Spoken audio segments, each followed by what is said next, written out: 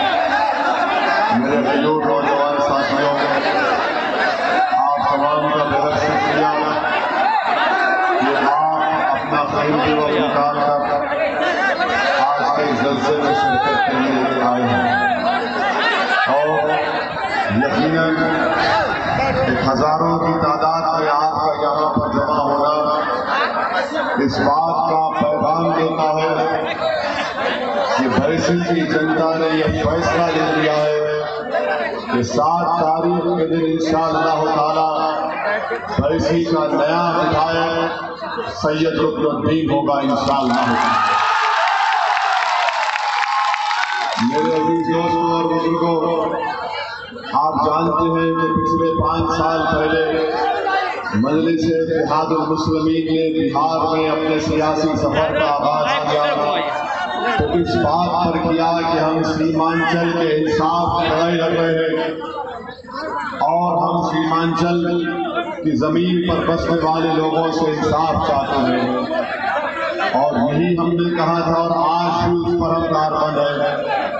मेरे अजीज दोस्तों और बुजुर्गों, मजलिस इत्तेहादुल मुस्लिमीन सीमांचल में एक गुलदस्ता तैयार कर रही है और गुलदस्ता आप जानते हैं कि गुलदस्ते में एक फूल नहीं हो सकता। मजलिस इत्तेहादुल मुस्लिमीन इस गुलदस्ते में एक फूल होगा तो सुरजापुरी का होगा, एक फूल होगा तो शेर शाहवादी का होगा, एक फूल होगा तो कुलैया बरादरी का होगा, एक फूल होगा तो हमारे दलित भाइयों का होगा, एक फूल होगा तो हमारे पश्चिमा का होगा। सबको मिलाकर मजलिस इत्तेहादुल मुस्लिमीन सीमांचल में गुलदस्ता तैयार कर रही है और उस गुलदस्ते में सबको उसका जायज मुकाम नहीं मिलेगा उस वक्त तक सीमांचल से इंसाफ नहीं हो सकता है। हम आपसे अपील करने आए हैं कि जो गुलदस्ता हम सजा रहे हैं, जो गुलदस्ता हम जोड़ रहे हैं, उसमें जब तक आपका साथ, आपकी ताईद हासिल नहीं होगी हम वो मुश्किल काम नहीं कर पाएंगे। इसीलिए आपसे गुजारिश करने आए कि आप अपना एक रिकॉर्ड 7 नवंबर के दिन जनाब सैयद रुकनुद्दीन साहब को देकर कामयाब करिए। तीसरी अहम बात जो हम आपको बताने आए हैं कि आप देख रहे हैं कि हम भारत के पार्लियामेंट में चौथी मर्तबा जीत कर गए। उससे पहले 2 मर्तबा हम उस वक्त के आंध्र प्रदेश रियासत के रुकन असेंबली थे। हमारा जो मुख्तसर सा सियासी तजुर्बा है वो हम आपके सामने बड़ी आजिज़ी और इंकिसारी के साथ आपके सामने रख रहा हूँ कि अगर आपको शिकायत है कि आपके बैसी में आपके बच्चों को पढ़ाने का स्कूल नहीं है, अगर आपको शिकायत है कि आपके पास अस्पताल नहीं है, अगर आपको ये शिकायत है कि यहाँ पर जब बाढ़ आती है तो गवर्नमेंट की तरफ से आपको मुआवजा नहीं मिलता है, अगर आपको ये शिकायत है कि अगर जमीन का रजिस्ट्रेशन कराना है तो उसके लिए रिश्वत देनी पड़ती है, अगर आपको ये शिकायत है कि यहाँ पर रोड नहीं है, अगर आपको शिकायत है कि यहाँ पर पुलिया नहीं है, याद रखिए ये सब काम इसलिए नहीं हुए कि जिसको आपने वोट दिया उसकी उस पार्टी में ना हैसियत है, ना उसके दिल में ये नेक नियति थी, ना इरादा था कि जो जनता हमको कामयाब कर रही है उनका काम करवाया जाए। इसीलिए मैं आपसे अपील करने आया हूँ कि जब तक आप अपने वोटों से अपनी एक नई सियासी क़यादत को सीमांचल में नहीं बनाएंगे उस वक्त तक आपके मसाइल हल होने वाले नहीं हैं। अगर आप ये समझते हैं कि मेरी बीमारी का इलाज राजद में है, अगर आप ये समझते हैं कि मेरी कमजोरी का इलाज कांग्रेस कर सकती है, अगर आप ये समझते हैं कि मेरी मजबूरी का इलाज जेडीयू कर सकती है, तो मेरी इस बात को ज़हन नशीन कर लीजिए कि जो बैसी की आवाम अगर ये समझती है कि राजद के पास मेरी बीमारी का इलाज है, तो याद रखो राजद के पास बीमारी का इलाज नहीं है, राजद खुद यहाँ पर बीमारी फैला रही है। और क्यों 6 मरतबा आपने उनको दिया नहीं दिया, 6 मरतबा आपने उनको कामयाब किया नहीं किया। अब आप बताइए जो 6 मरतबा जीतता है और जब बाढ़ आती है तो सरकार से आपको मुआवजा नहीं दिलाता किसान को, क्या बिहार सरकार में कानून नहीं है कि अगर बाढ़ में अगर जमीन कट जाती है तो जिसकी जमीन कटती है उसको 5 डिसमिल जमीन मिलना? बताओ आपको 5 डिसमिल जमीन या उसको मुआवजा मिला? तो फिर किस बुनियाद पर राजद आकर वोट का मुतालबा कर रही है? मेरे अजीज दोस्तों और बुजुर्गों, क्या हमारी बात स्पष्ट नहीं है कि बैसी में बड़ी तादाद में आप प्राइवेट बसों को देखते हैं नहीं देखते हैं? आप प्राइवेट बसों को देखते हैं ना? वो प्राइवेट बसों में ऐसा लगता है कि जैसे कोई एक गाड़ी में बकरियों को जानवरों को रख कर ले जा रहा है, मगर उनमें जानवर नहीं इंसान बैसी का नौजवान होता है जो पंजाब और हरियाणा के खेतों में जाकर मजदूरी करता है। क्या बैसी की जमीन जरखेज नहीं है?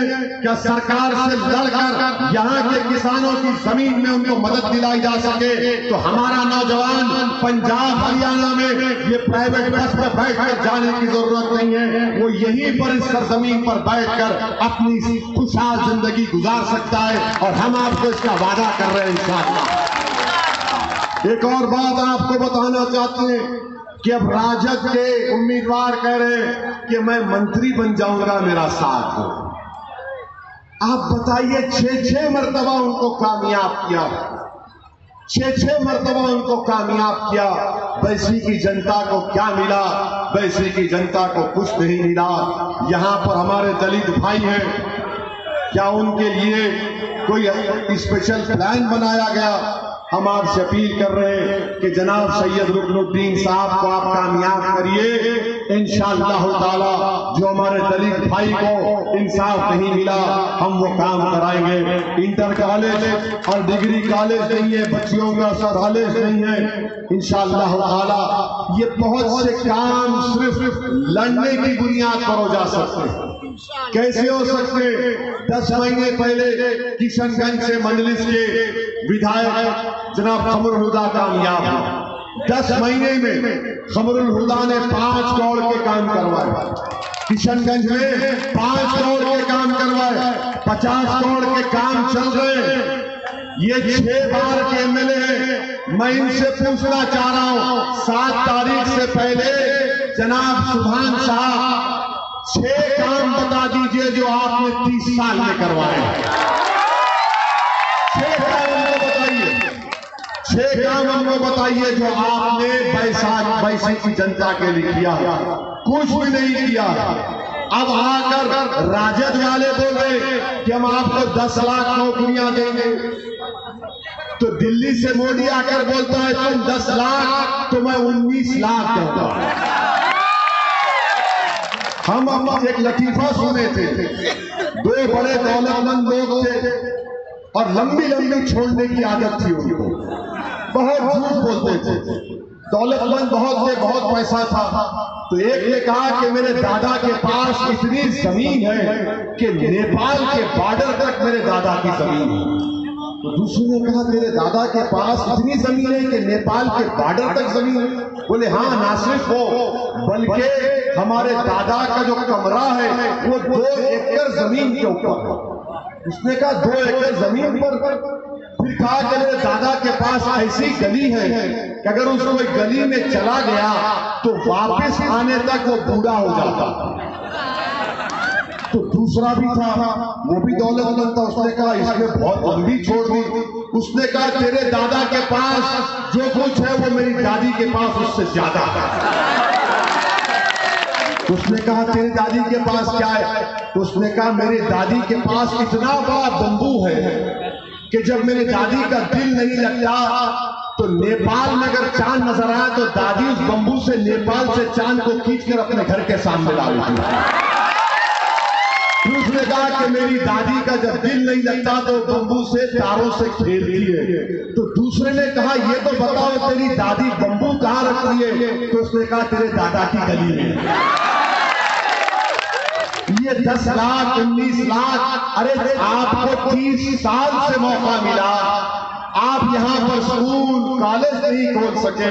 यहाँ के नौजवान बच्चे पंजाब हरियाणा को बसों में बैठकर जाते हैं। बताइए आप जिसको आपने 6 मरतबा मौका दिया, हम आपसे गुजारिश करने आए हैं कि 1 मरतबा सैयद रुकनुद्दीन को 5 साल के लिए मौका दीजिए। हम आपसे वादा कर रहे हैं इंशाअल्लाह इसी में हम खुद आएंगे, साल में कम से कम 2 से 3 मरतबा आएंगे और रुकनुद्दीन साहब हाथ पकड़ कर पूछेंगे बताइए आपने क्या काम किया वैसे। और एक और बात आपको कह रहे हैं कि जो विधायक जीत कर बिहार की विधानसभा में जाता है वो जब जाता है तो उसको गूंगा नहीं रहना है। वो जब जाता है जीत कर तो गूंगा नहीं रहना, उसको बोलना चाहिए असेंबली में।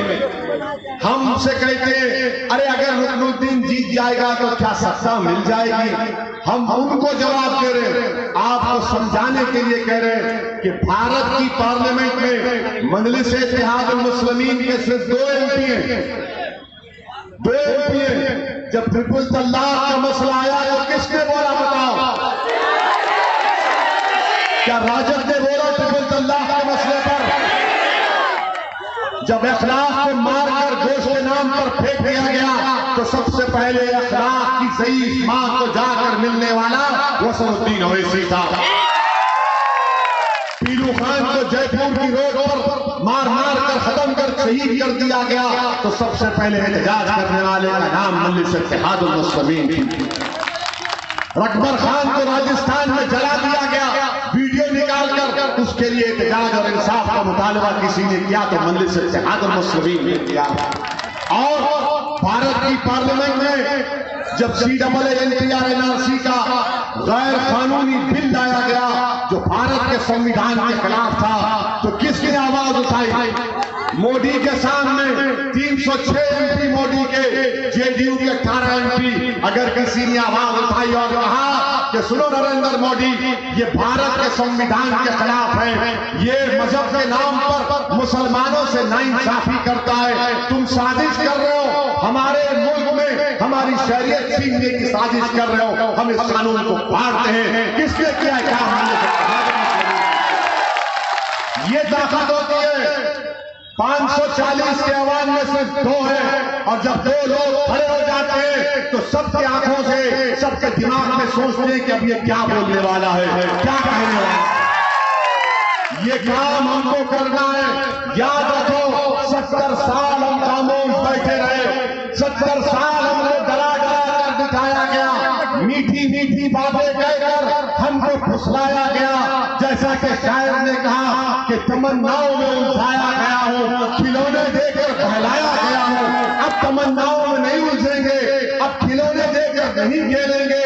वैसे की जनता आपका हक जो बनता है वो छीन कर हासिल करेंगे।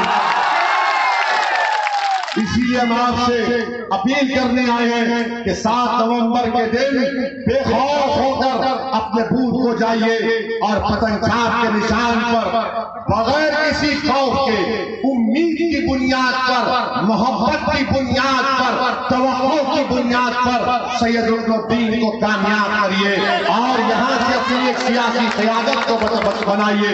इसीलिए हम आपसे इजाजत चाहते हैं, आपके सामने यही अर्ज करने आए थे। नारे तकबीर, नारे तकबीर, हिंदुस्तान, हिंदुस्तान, पतंग छाप, पतंग छाप, सीमांचल, सीमांचल, सैयदुद्दीन, सैयदुद्दीन। सलाम।